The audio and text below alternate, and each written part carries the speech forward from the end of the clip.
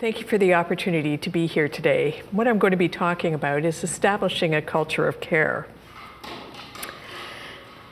So I'm just presenting here an outline of what I'm going to be talking about. I'd like to set the stage for subsequent talks that we are going to be hearing over the next 2 days.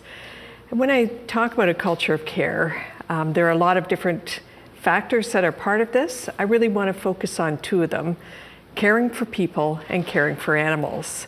So when I talk about caring for people, I'll talk a little bit about compassion fatigue, compassion stress, and compassion satisfaction. Then some organizational strategies for dealing with compassion fatigue. And finally, some examples for how an institution might think about building resiliency amongst its staff.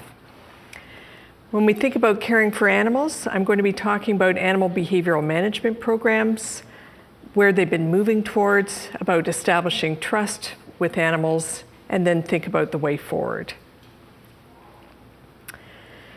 So when we talk about culture of care, what is it that we're really referring to? Again, we can't discuss all aspects about it today, but I want to focus on the enduring commitment by an institution and those working within it. So there can be this detachment and bottling up of emotions that occur over time. And eventually, if this continues, then there can be poor teamwork, high absenteeism, and then resistance to change and sort of a negative attitude towards management. So laboratory animal care professionals then are at risk for this condition of compassion fatigue. And as I've mentioned, it's part of the cost of caring. It's an occupational hazard in human medicine and in veterinary medicine. If we think about people who work in hospice care, people who are working with very sick individuals in geriatrics as well, again, we can see this compassion fatigue developed, and people can be very profoundly affected by the work that they do. So what we have to remember is that it's a normal consequence of working in stressful settings with heavy workloads, where people may be exposed to a high volume of these emotional issues. And it is especially apparent when people have little chance to regroup and debrief and talk about their feelings or what has been going on. It can also occur when people are exposed to too many things going on with similar problems. So when things don't get fixed in a facility and people keep seeing the same things over and over and over, this can really lead to compassion fatigue as well. And eventually people can become desensitized and rather numb. And as I've mentioned, and something for us to keep in mind that's really important in terms of animal welfare, this can affect the quality of the care that they are providing to the animals they're working with. However, I want to emphasize that because compassion fatigue can occur, this cannot be used as an excuse for poor animal welfare. So it really is inherent upon institutions to deal with this and to recognize it and to come forward and try to work and support personnel to prevent it from occurring, but also to help people work through some of these issues that can occur within our field. I've mentioned some of the specific things that might be related to a research facility that can affect compassion fatigue, but layered on top of all this is the fact that we are all complex beings with different environments and other things going on in our lives. We have individual events that can impact how we feel about our work on a day-to-day basis. So our current life circumstances, maybe people are stressed with poor finances. Maybe they had an argument with their partner before they came into work that day, and that will already impact how they are feeling about the work that they're going to be doing. Everybody has a different coping style. We have different histories, personality types, and other life stressors, as I mentioned. And then again, we have this situation. We're working in a field that we know is important, but it can be difficult at times. So the public doesn't always recognize the importance of what we do. And that can make it really difficult to discuss our job. And that's something that we hear a lot from people about compassion fatigue. They don't feel like they can talk about what they do at work.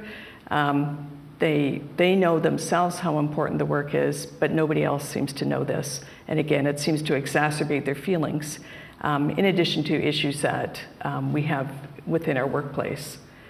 So as part of our self-care, we really need to be aware of the complexity of the emotions that are being juggled and suppressed at any one time. Dealing with our own personal feelings, though, is not the only solution, though, for compassion fatigue. We have all of these other things going on in our workplace, and employers really need to be looking at what can we do to make this better in terms of the workplace. So I have heard individuals counsel colleagues who are maybe experiencing some of these challenges with compassion fatigue, tell them to toughen up, or, you know, get a thicker skin. You'll get over this, get over it. You know, it's sort of seen as a rite of passage somehow.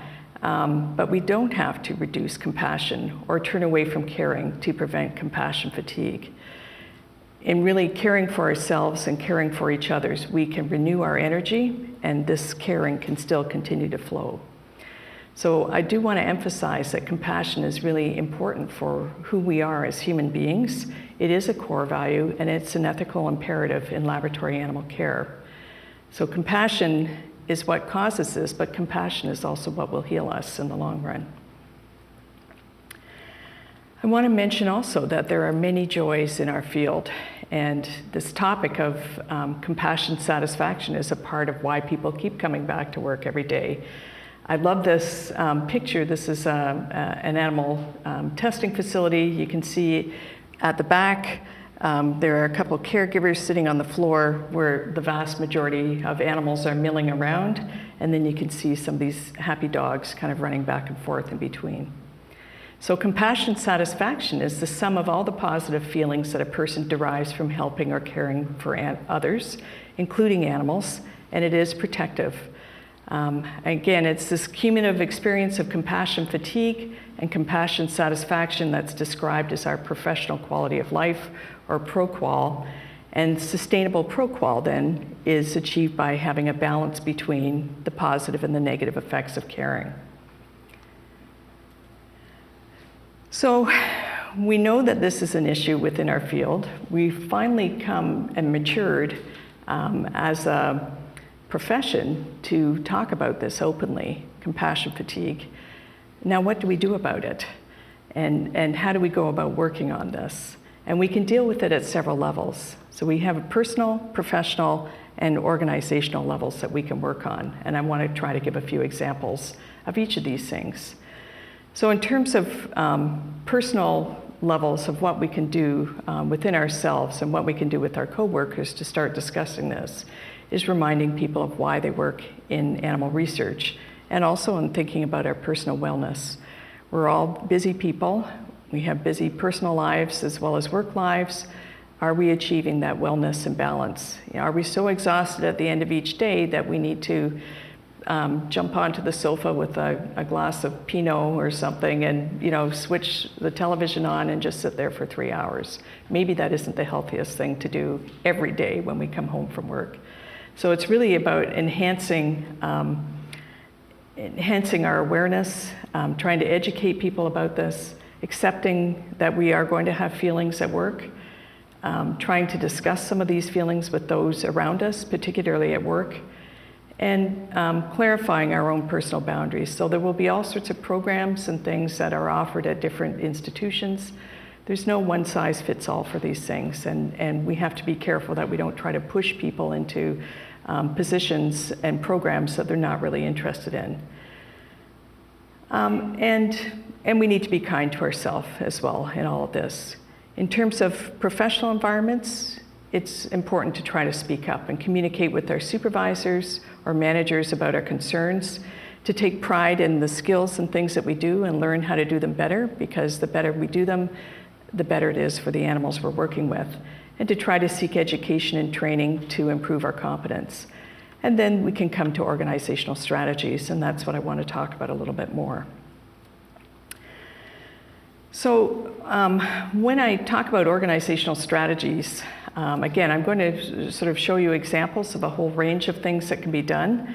I think it's really important to focus on the most meaningful strategies, and I want to say that these are also the ones that are most difficult to implement. So what do I mean by that? allowing people to have a little bit of self-determination and choice makes a huge difference in how they feel about their job. So maybe they get a little bit of choice about scheduling, when they want to do a few things. Again, that helps them to feel like they have control of their day and control of their time. Maybe everybody feels slightly differently about this, so if some people are involved with euthanasia or may need to be involved, people like to have choice. In a larger facility where there are multiple people, maybe those people who cared for the animals during their life don't have to be involved with the euthanasia process. Some people really feel, though, very strongly that because they've cared for those animals all through their life at a facility, they want to see the animals through to the end. So again, providing a little bit of choice in those situations.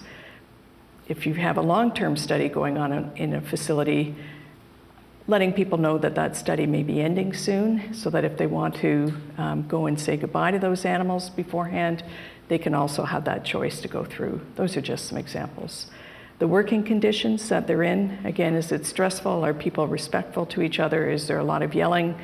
You know, how good are those discussions in between? Overtime, so again, in some situations it's compulsory, sometimes it's volunteer, but trying to seek a balance there so that people have a little bit of say when this occurs in their life. Expecting people to do their best also helps as well. It shows people you're paying attention to what they're doing and you expect this competency. Respect for people in the workplace, I don't think I need to say much more for that, but people need to feel respected, to feel well where they're working. And then this idea of having a voice. A lot of good ideas that I hear about come from people who are working day to day with animals in the rooms, handling them in some way, and they have lots of really good ideas for things that could be done better. So listening to people and trying to promote this a culture where people feel ready to come forward and discuss problems, issues, things that they've seen is really important. We want to try to have people stay connected to their work. So bringing in speakers, if you're at an academic institution, or study directors in pharma, to let people know why that study is important. What is the research for? How will it help people or animals moving forward? Trying to promote these communications between people, it takes time. This, you know, talking and stopping in the hallway, talking to somebody over coffee or anything else, that always takes time. It's not efficient, but it's one of the most important things that we can do to try to help people feel connected with their workplace. And then really strongly promoting this institutional culture of care toward the animals is a really important way that we can help to reduce compassion fatigue. So we can talk about having good animal welfare, but if people don't see it in what they're being asked to do or in what is occurring with the animals, it's going to be hard for them to believe that the institution really feels that way. We want to try to have support networks for discussing their feelings. This doesn't mean necessarily having a professional counselor up there and available for every person, but it's just opportunities to talk to colleagues or other people that they trust about how they're feeling with their work. And then giving people something to hope for. I'm going to have a slide in a moment that discusses adoption and rehoming.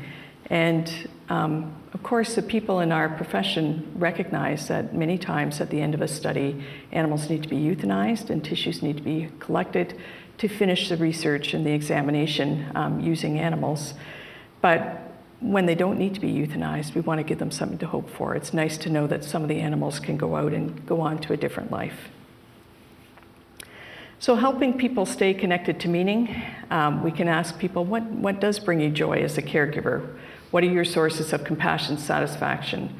And we want to try to make sure that all the work that they're doing is truly necessary. The more that we stay connected to this hope and joy and our sense of purpose, the more it gives us meaning within our work as lab animal professionals, and the more that we mitigate this risk for burnout and compassion fatigue. So remembering the why, the value in our work, why we're working with animals in the first place. So I wanted to also give you a couple of examples from within Charles River on what are some of the specific things that Charles River is doing to combat compassion fatigue. In evaluating our programs, we realized that compassion fatigue is also something that's experienced by many employees from time to time. We already had a strong 3Rs program. We have an animal welfare network and animal welfare teams at every site, very strong animal welfare policy and reporting mechanisms, good in-house enrichment and behavioral management programs, trying to socially house social species all the time, and we're constantly advocating for refinements and better practices. So there were a lot of things that we're doing already, but we hadn't formalized them into a corporate program under a title that made it really recognizable for personnel. We also have lots of personal well-being and staff appreciation programs that go on at each site, and that are sometimes managed by HR, but these are done at a site level, and they don't necessarily encompass all of these other things that are related to laboratory animal care. So I put this picture of a glass up here, and when we were thinking about our program, we were thinking, you know, do we want to promote glass half empty, which is sort of compassion fatigue, right? How people are drained or exhausted, or do we want to promote glass half full, which is maybe building resiliency in people and trying to put a positive take on these things. And we chose the latter, and so we have chose to call this our resiliency building program at Charles River. And we're just in the process of developing it, but I wanted to speak about it just to provide some examples today of how you might go about it. So we have a number of challenges that we have over 60 in vivo sites in 17 countries. We have 4 different business units, so we have animal production and breeding, safety assessment, discovery, as well as our in-sourcing operations. And we have different cultures and different languages, so it's really difficult to build a one-size-fits-all program, and we didn't want to build that, as I mentioned, because not everything is for everyone. We've called this our Charles River CARES program. CARES stands for Compassion, Awareness, Resilience, Engagement, and Support. And this is run at a corporate level because many of our other activities are done at a site level, and we want to make sure that they are all built and put in under this umbrella. So our goals for this program are really to help personnel recognize signs of compassion fatigue in themselves and others, to promote resiliency, increase their consistency and the quality of their work, support excellent animal care, and ultimately to increase employee retention in the long run.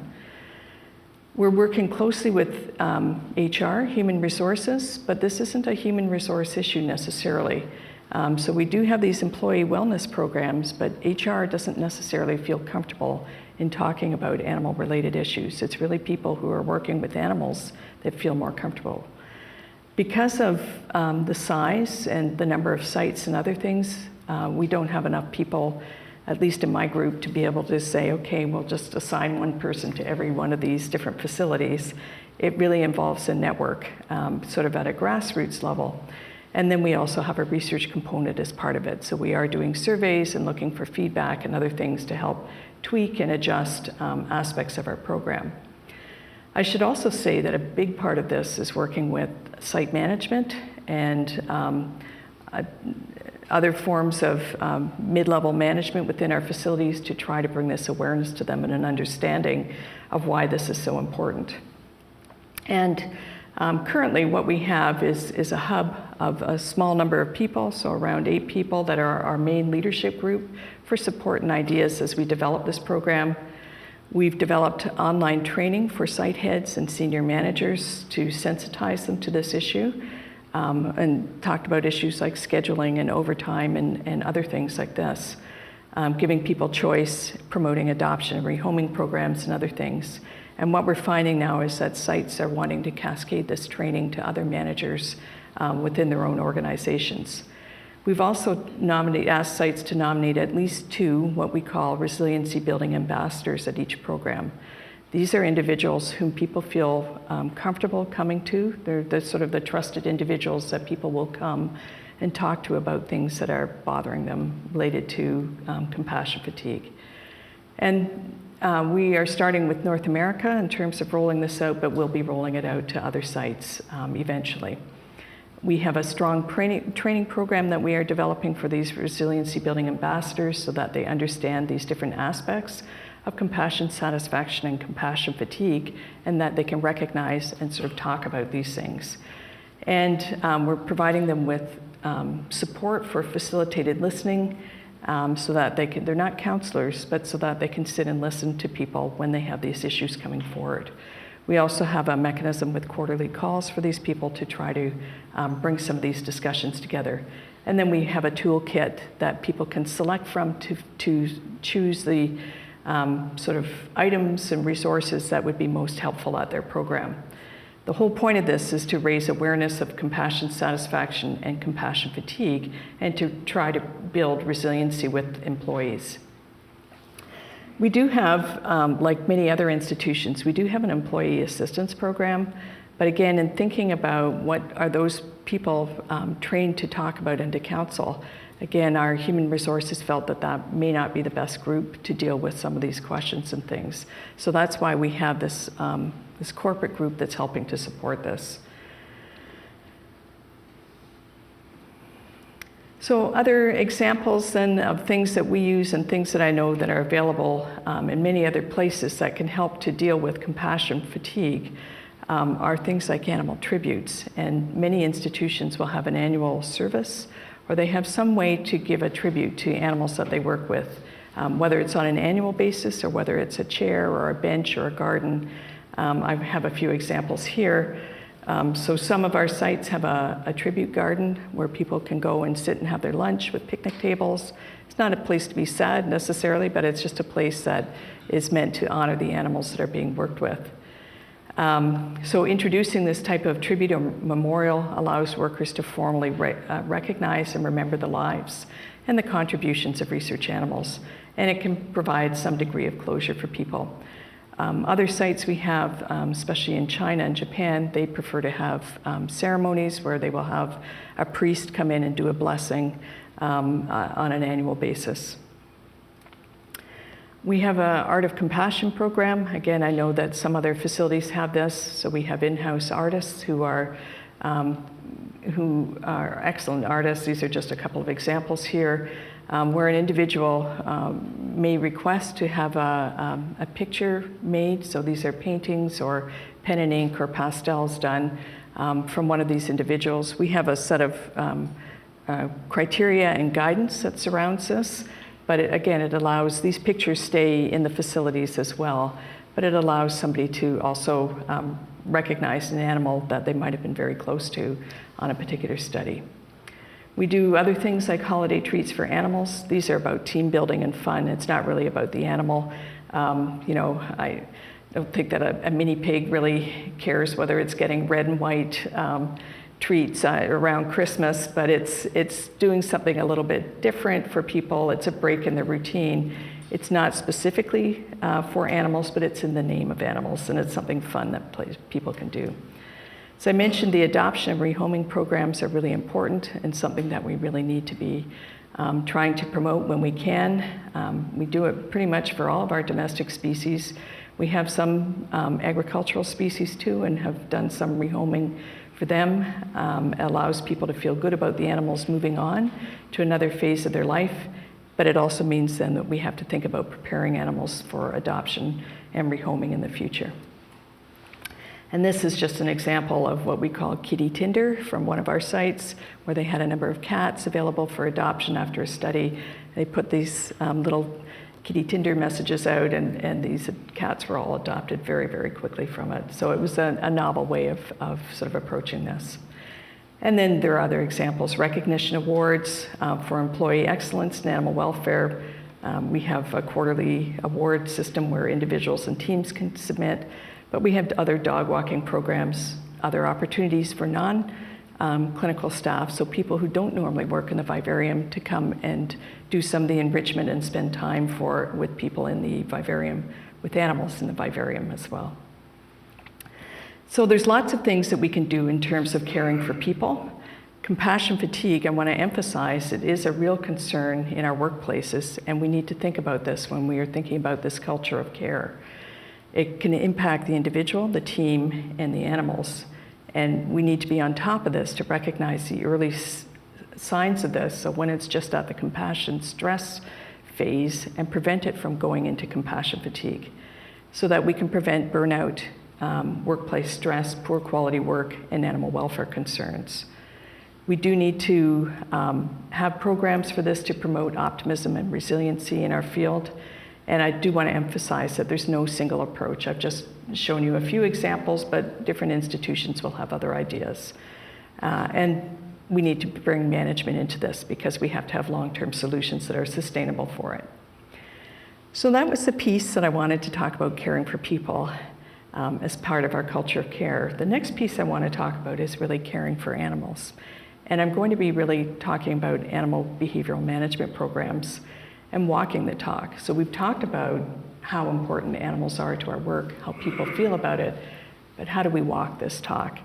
I will have some examples from pigs in here just because it's the lunar year of the pig this year, and so we internally have a lot of effort placed on pigs and pig welfare. Social housing, of course, for social species is really critical in terms of their welfare, but it's not sufficient for fulfilling all their needs and for providing a good life. And I do want to remind people that all mammals are sentient beings, regardless of where we are regulated and not regulated, all mammals are. So we can choose to recognize their needs and wants or not. And how far we extend this consideration, I'm not going to talk about cephalopods and other animals, fish and other things today, so I'm not going to go there. I do want to remind everybody about this, these sort of David Fraser's 3 circles of animal well-being that encompass the physical, which is traditionally where veterinarians have focused in the past. Healthy hair coat, stable body weight, number of pups that an animal gives birth to. But we're also increasingly trying to bring in these other aspects of mental states, so how the animal actually feels, together with their natural states. So are the animals able to perform the sorts of behaviors and things that are natural and normal for them? So we all use these terms every day in our facilities, in talks, in journals, articles, and other things, right? So environmental enrichment versus behavioral management, same thing, right? Not really. Behavioral management programs were the original term that were used to describe this comprehensive approach for managing non-human primates in research settings. And so we've had a real focus at many facilities on primates and their behavioral management. And that's also extended to dogs, because that's a species we also really love. For other species, though, we tend to use the term environmental enrichment. So it has come to be a very species-specific thing, and it's evolved largely to mean adding an object to an otherwise barren cage or housing environment to improve the environment. And the term, when we talk about enrichment like this, about adding something into the environment, it makes it sound optional. And it sounds like the environment could be suitable if we didn't put those extra things in there. And this impression is also exacerbated by other terms that we commonly use. So we talk about giving the animals toys versus giving them in-cage resources or manipulanda or chewing resources or things. We talk about giving food treats instead of food resources or food rewards. And these words are really important. To an ethologist, the term environmental enrichment is used to describe changes to the environment that have a beneficial effect on the animal in that environment, so they result in improved welfare. But it still means addition of objects into otherwise barren environments today when it comes to rodents. So I would like to propose that we take a more holistic approach and not just focus on primates and dogs, but take this approach for behavioral management programs for all species. And I like to use this symbol of an umbrella for this, to think of the protection that the umbrella affords, and it's all encompassing. Again, it covers everything around. What are the things that we are protecting within this behavioral management program? I've got many of them listed here, and I don't have time to give you examples of every one in detail, but I'm going to give you a few examples after. Things that you know already, but it's just a different way of thinking about this. So things to chew or manipulate, depending on the species. Social housing, which is why we're all here today for this symposium. Providing food novelty or foraging. Really thinking about animal comfort. Behavioral assessments. So if we're seeing aggression or other things or abnormal behaviors, trying to assess that. Thinking a lot about human interactions, which I think a subsequent speaker is going to talk about. Really thinking about meaningful housing and husbandry. Exercise options. How are we handling and restraining animals? Are we bringing in low-stress methods and fear-free methods? Are we providing any choice for these animals in their environment? Habituation and desensitization to reduce fear in terms of procedures and other things that may occur with animals in the long run. And then training. I'm thinking about positive reinforcement training. So again, a more holistic approach. The impacts, so you can see there's a number of drops that are on the umbrella. What are some of those drops that impact the umbrella? Big one, cost. How much does it cost to do all this in a facility with our species, right? How much time? We're all very squeezed for time. Our staff are squeezed. Tradition, I mean, why do we need to do this? Why do we even need to think about this for rodents? Validity, right? I've got my historical controls for the last 50 years. They've always been housed this way. I can't afford to change things. Employee satisfaction, retention, resiliency building, compassion fatigue, other things. So there's all sorts of impacts in there. I've got a little pig on there, but you could put any species on there, right? It could be a rat or a rabbit. I just want to mention that it's not specific to pigs. We could be thinking about this for other species we're working with. So a big part of our behavioral management programs, when we think about this, need to involve establishing trust. And I like to think about this as kind of like a bank account, and it's easy to think about it in sort of an economic way. So we have a bank account, right? We initially, if I go into a bank, I can't just say, well, please give me $100. I need to deposit something first, and that's something we need to work on, again, with our animal programs. And then when I've deposited enough, I can take some money out. I can do procedures. So I've just used rabbits as an example. Rabbits come into the facility, we set up the bank account. Now we need to work with them a bit, do some pre-study acclimation, habituation, maybe positive reinforcement training. This is where I'm building up my account. Then we may have some procedures that happen, some restraint, bleeding, or other things that go on. If we continue to reward these animals and use positive reinforcement and make it a positive thing with people, then we will still have a good balance in there. But if we don't give rewards, if we don't think about these things when we're working, we can have fearful and angry rabbits in the long run. So the trust is really an important piece of all of this. So I want to give a few examples as we go through. I think when we think about housing, in large part, our standard for most large animal species has moved towards pens or runs. Not that we have it in every situation, but it's moving that way. And same with, but we haven't thought about that for rabbits or rodents so much. When we house them in these larger environments, it helps to reduce the need for exercise. It doesn't eliminate it, but it also provides an increased ability to meet many of the needs of animals, their behavioral needs. And we know that no matter how good the care that is being provided to the animals, there's always going to be a gut reaction by the public and others to seeing animals behind bars and cages. So it's just something that we have to think about as we move ahead and think about our behavioral management programs in housing. It's true for dogs, but it's also true for other species increasingly. But then we have one of these cost impacts that I talked about on the umbrella, the space and the cost implications from doing this. So these are just pictures from conventional farm pigs, but again, I want to put that out there. So what does a good environment look like for a pig? And I want to say that there are many, many possible environments. So there's not a one-size-fits-all for this. It depends is the right answer for this. So I don't want you to think I'm pushing one particular environment or the other. I've seen very good enrichment in environments with raised pens, and also animals right directly on the floor as well. Handling and restraint. These are areas where we see injuries at times and even fatalities for all species. So for example, if I come back to the year of the pig and think about pigs, many of the techniques that we see with mini pigs are not generally in line with these low stress handling techniques that are current in veterinary practice and elsewhere. They can result in increased fearfulness, and worst case scenarios, I mentioned injuries and death. And a lot of this is going to have to involve some advanced prep time, but it decreases the time that's needed later once the study is actually running.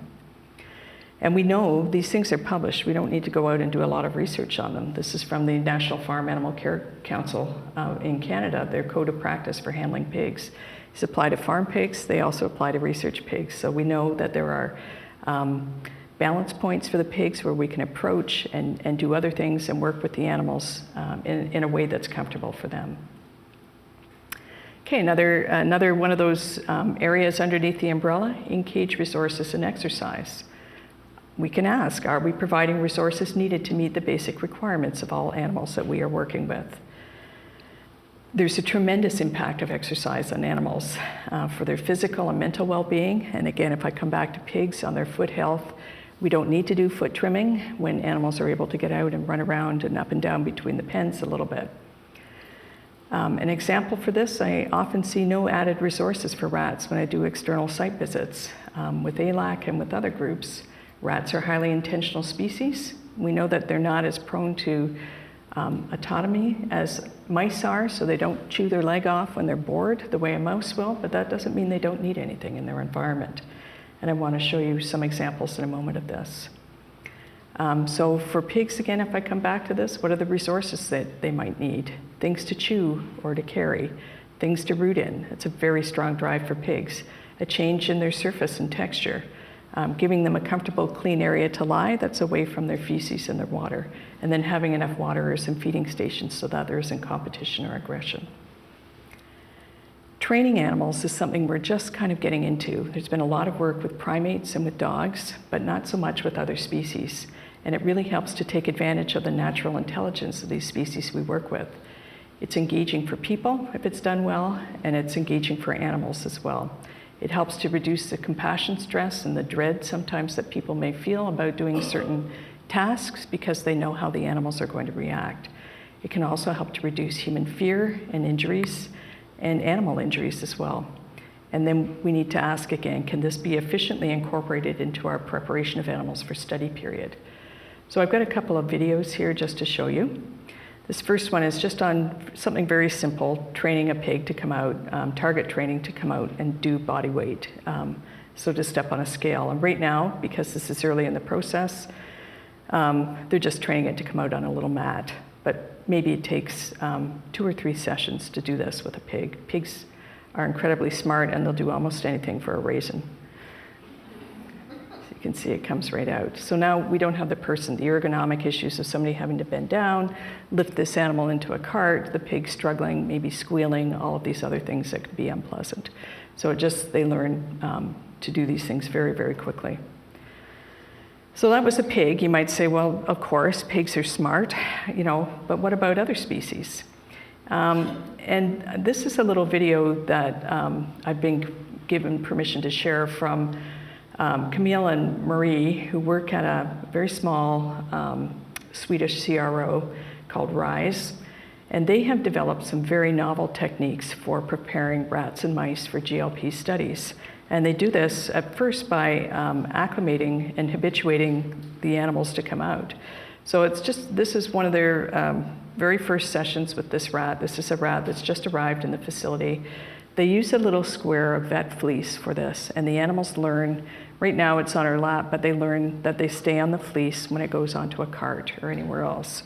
And you'll notice her touching the tail and the lateral saphenous, sort of the side of the leg, because those will be bleeding sites for these animals once they go on to study. And they've learned to do this very efficiently. Whoops, sorry about that.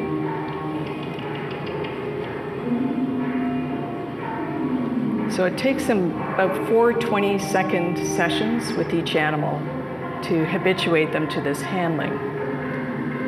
And what this does in the long run is that it allows them to work with these animals with minimal restraint. I'm just going to stop this. So by the end of that 4 by 20-second session, they can work with these animals freely moving on here. They can take a blood sample without having to restrain the animal further. They can do an IV infusion in the tail with the animal just resting up against them. There's no defecation, urination, vocalization when they do these processes. And as I mentioned, they can do these for GLP studies. Their housing methods, though, for rats are very different. So they use modified rabbit cages. And they put the entire dose group, for example, in, so this might be high-dose males, mid-dose males right here. The entire dose group goes into this modified rabbit cage, and they have a lot of structures and other things in there for them. When they bring them out and work with them, they have this cart that they use where the animals can walk around freely, and they'll go and do the procedures and bring animals back to here, and they use it for observing the animals after dosing as well. And so, of course, these low-stress handling methods can also, so that was rats, but they can also be applied to mice. And I'm just going to show you again another little video here. So these are mice that are being brought out for body weight as part of a study, looking at nesting material but using low-stress handling methods, the things that Jane Hurst and her group has been really emphasizing for the last 10 years or so. And this is work that my postdoc Carly Moody and our summer student Emily Patterson have been working on. And they find that when they use these fleeces, actually, the mice don't even want to run off them, and they want to stay on the table. So they're just timing the amount of time that they keep them on the table, again, trying to use minimal restraint and seeing if this helps to improve our behavioral assessments as well with these animals. So when we think about this improvement of animal behavioral management in our research settings, again, this ties back to our culture of care and this thinking about our programs and what we're doing in managing animals and people. We can't forget that animal well-being encompasses physical, behavioral, and psychological health, that this chronic frustration, inactivity, and boredom is detrimental to welfare for all species, including rodents, and it can create abnormal states. And again, I'd like to emphasize that there's increasing consideration for what animals want and need. Providing some choice, options for free movement, ability to insert distance from other animals to minimize these aggression and other interactions and things by having structures in the cages. These are really important. We want to try to minimize the time animals are spending under barren conditions. And we believe that this improves the reliability, validity, and applicability of research results when working with these animals. It also has this other beneficial effect of reducing animal and human injuries. So just to summarize then, when we're thinking about caring for animals, we are definitely not there yet. We could feel discouraged, which might be the glass half empty part. I'm actually personally very excited about all the things that we have to do still and to work on to try to enhance animal welfare in the 3 R's in biomedical research. A big step for us, though, is to get over our sociozoologic bias, so our preference for certain species, primates and dogs, and really take all that information that we know about those species and start applying it to all the other ones that we're working with. We have to remember that many of the research animals that we work with are complex and highly intelligent, and so we need to start to integrate these more respectful practices, use of behavior, and rethink our approach to working with animals in science. And the good news is we know an awful lot about improving research animal welfare and about what animals need and want. And the leadership, I would say, needs to come from within, from people sitting here and outside. We don't need to wait for regulation on this. The culture of care at any institution can only be enhanced by paying attention to the needs of both people and animals. So thank you very much for your attention. I'm certainly happy to take any questions. I also have some resources as well for compassion fatigue if anybody's interested too. Thank you.